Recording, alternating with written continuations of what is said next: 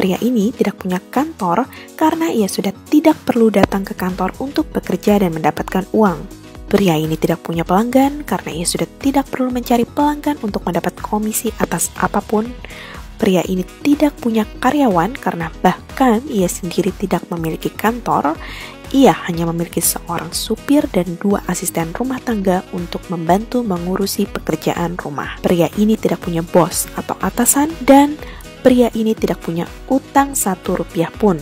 Semua properti miliknya pun ia beli secara tunai dan bukan dengan kredit pemilikan rumah atau KPR. Tapi, pria ini sukses menghasilkan triliunan rupiah. Lalu, apakah pekerjaannya? Koruptor? Bukan. Pengusaha? Bukan. Artis? Bukan. Penyanyi? Bukan. YouTuber? Bukan. Atlet? Bukan juga. Lalu, siapakah pria ini dan apakah pekerjaannya? Pria ini bernama Lo Keng Hong. Ia terlahir sebagai sulung dari 3 bersaudara di keluarga yang sangat sederhana.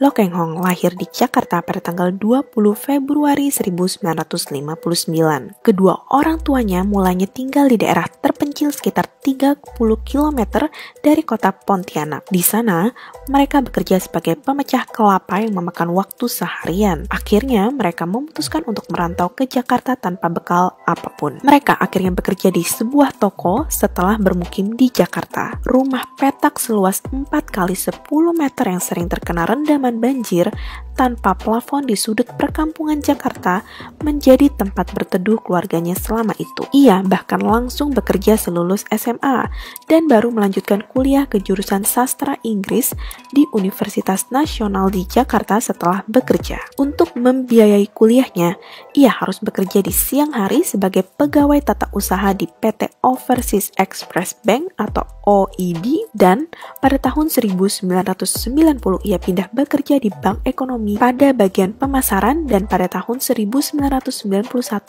ia menjabat sebagai kepala cabang di Bank Ekonomi. Pada tahun 1996 setelah bekerja selama 17 tahun ia memutuskan untuk berhenti bekerja dari Bank Ekonomi. Nah, di titik inilah cikal bakal kesuksesan Lo Keng Hong menjadi triliuner. Setelah memutuskan untuk berhenti bekerja dari Bank Ekonomi, ia memutuskan untuk berkonsentrasi penuh menjadi seorang investor saham dengan pengalaman pribadinya yang telah menjadi investor saham selama 7 tahun terakhir. Di mana ia pertama kali membeli saham di usia 30 tahun, yaitu pada tahun 1989.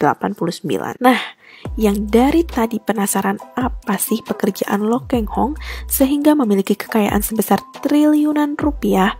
Inilah jawabannya. Lo Keng Hong adalah seorang investor saham.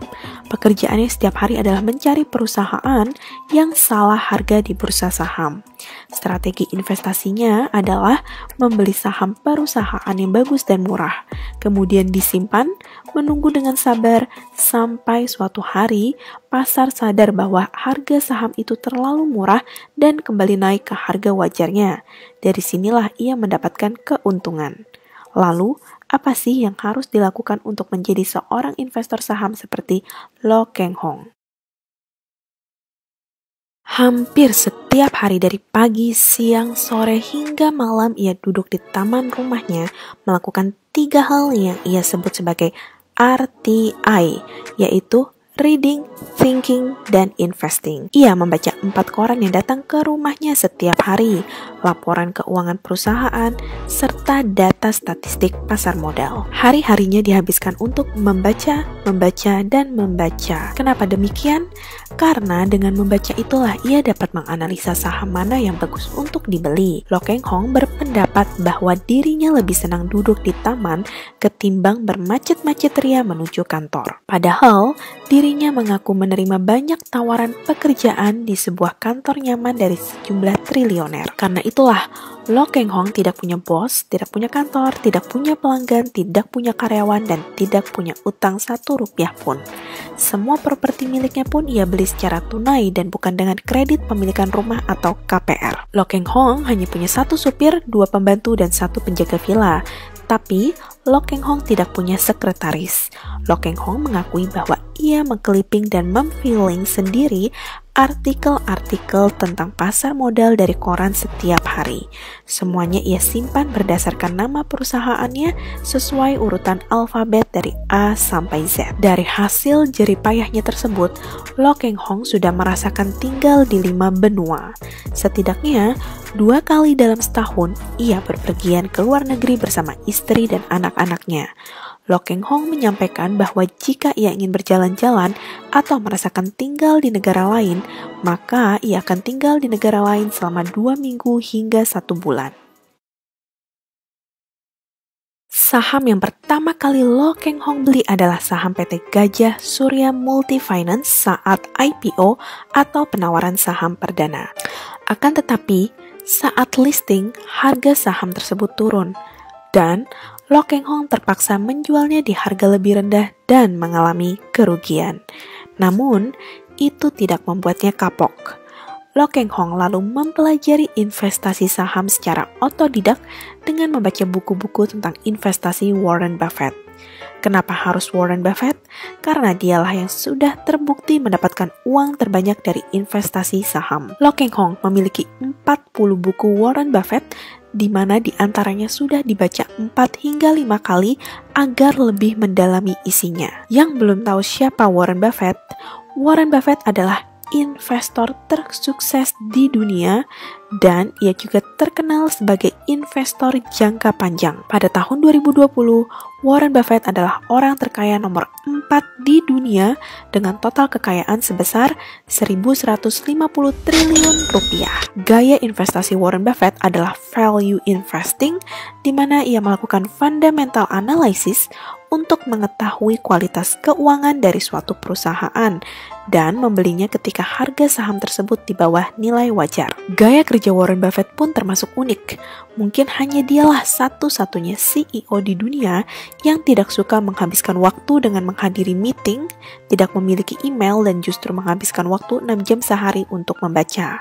Ia mengakui bahwa selama 64 tahun, ia menghabiskan waktu 6 jam sehari untuk membaca buku, koran, dan laporan keuangan perusahaan. I just read and read and read. I probably read 5 to 6 hours a day.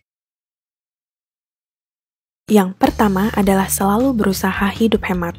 Mayoritas uang yang Lo Keng Hong miliki, ia gunakan untuk membeli saham karena saham memberikan keuntungan yang terbesar dibandingkan investasi-investasi yang lain. Mungkin, orang lain jika dapat uang akan dikonsumsi atau ditaruh di deposito. Kebanyakan orang uangnya dikonsumsi, misalnya dibelikan mobil. Sementara ia adalah orang yang paling anti membeli mobil karena nilainya yang akan depresiasi atau turun. Sampai tahun 2014, ia masih pakai mobil yang sudah berusia 10 tahun. Yang kedua adalah tidak menaruh uang dalam jumlah besar di rekening bank. Hanya secukupnya saja. Ia meyakini menyimpan uang di bank itu rugi karena bunganya yang kecil.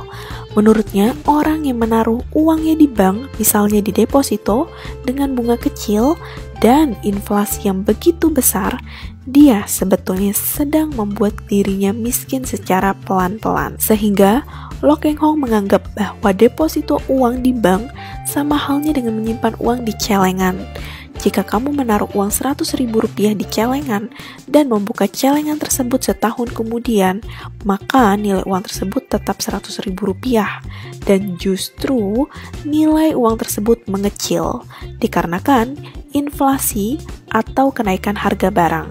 Sebagai contoh, tahun ini biaya sekolah anak atau uang SPP sebesar Rp100.000 dan setahun kemudian saat celengan tersebut dibuka, biaya sekolah telah naik menjadi Rp150.000 sehingga nilai uang tersebut telah turun walaupun nominalnya tetap Rp100.000. Prinsip investasi yang ketiga adalah wajib hukumnya membaca annual report atau laporan tahunan dan financial report atau laporan keuangan perusahaan. Berapa banyak dari investor yang masih baca laporan keuangan?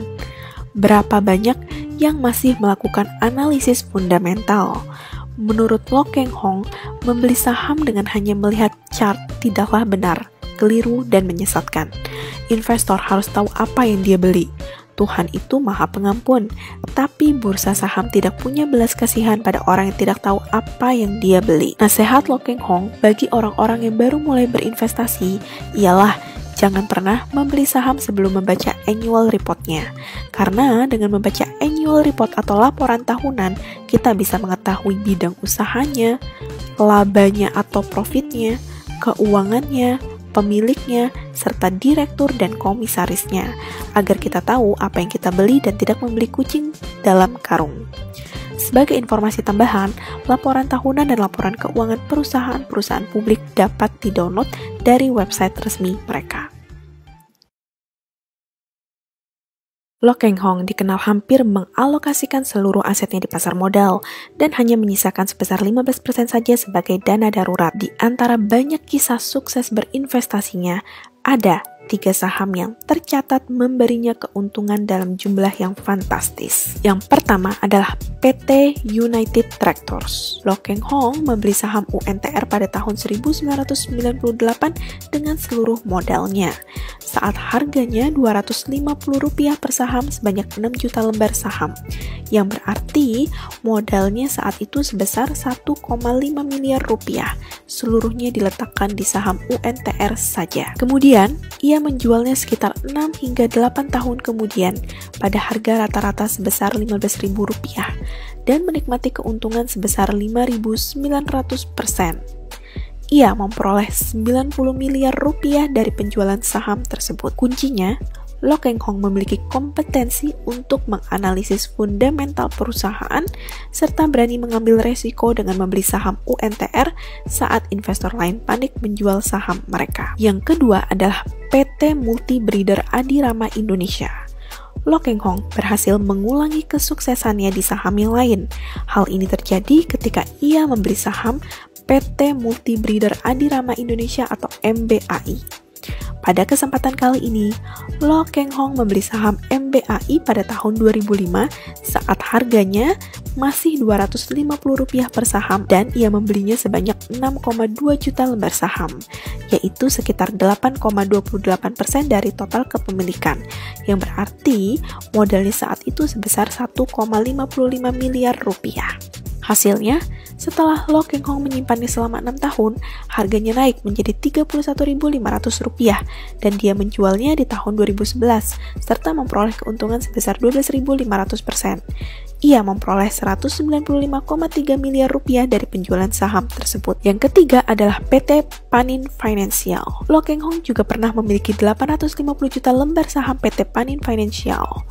Lo Keng Hong membelinya di harga Rp100 dan 1,5 tahun kemudian ia menjualnya di harga Rp260, sehingga nilai investasinya naik dari Rp85 miliar menjadi Rp221 miliar dan memperoleh keuntungan capital gain sebesar Rp136 miliar. Itulah cerita inspirasi dan motivasi dari investor saham tersukses di Indonesia. Semoga kalian dapat mengambil pelajaran penting dari video ini, dan sampai jumpa di video selanjutnya.